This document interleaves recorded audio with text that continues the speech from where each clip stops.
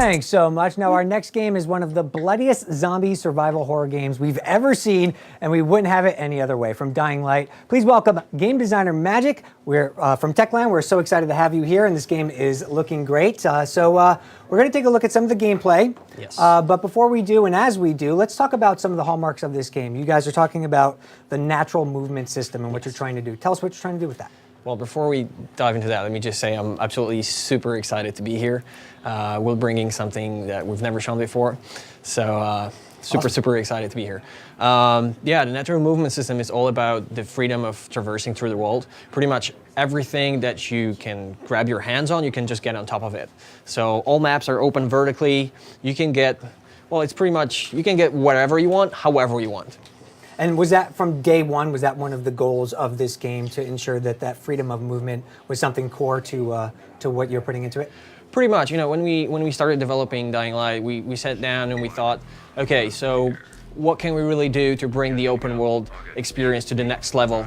And you know, we sat down, we discussed a lot of things, and a lot of people would say, well, you know, I would really love to... We're going to come back to this in just a minute. I'm sorry, I'm hearing that we're going to Ubisoft's press conference, which is starting right now. Early.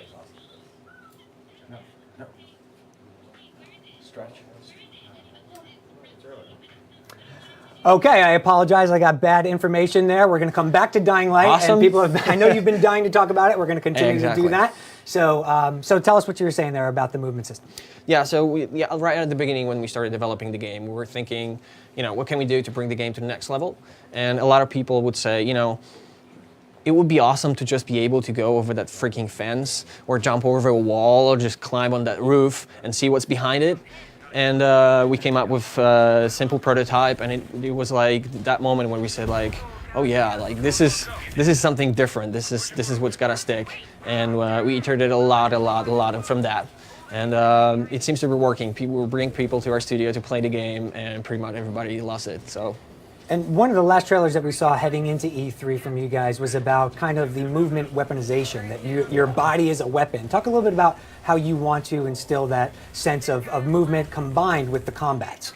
Yeah, that's actually something very interesting. You see, the way you develop your character in Dying Light is by doing stuff. So if you want to be better at parkour, you have to move a lot, do a lot of parkour stuff. If you'd rather feel like smashing skulls, that means you focus on combat. Now, if you accumulate enough of special points, you get to unlock special abilities. And we think of them as really game changers. So for example, if you become better at parkour, you can unlock an ability to jump right off your enemies. And that suddenly opens a whole new option for you to traverse through the world. On the other hand, you have a number of special attacks.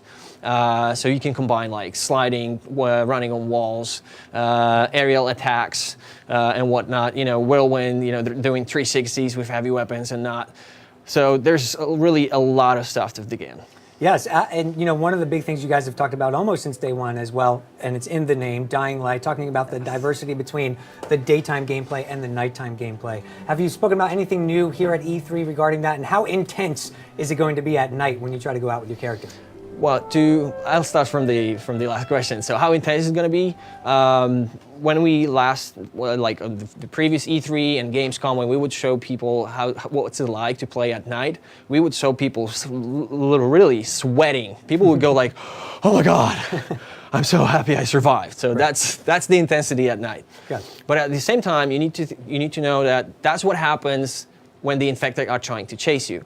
Playing by night is also about your smarts. So doing the sneaky stuff. So trying to get to places without being noticed, you know, trying to move the infected away from you, you know, throwing like a decoy, or bringing different people, you know, bringing your friends, because we have 4 players co-op. So you can, you know, ask your friend to start banging a machete on a wall, make some noise, lure the infected away, then you can use the other way to sneak around.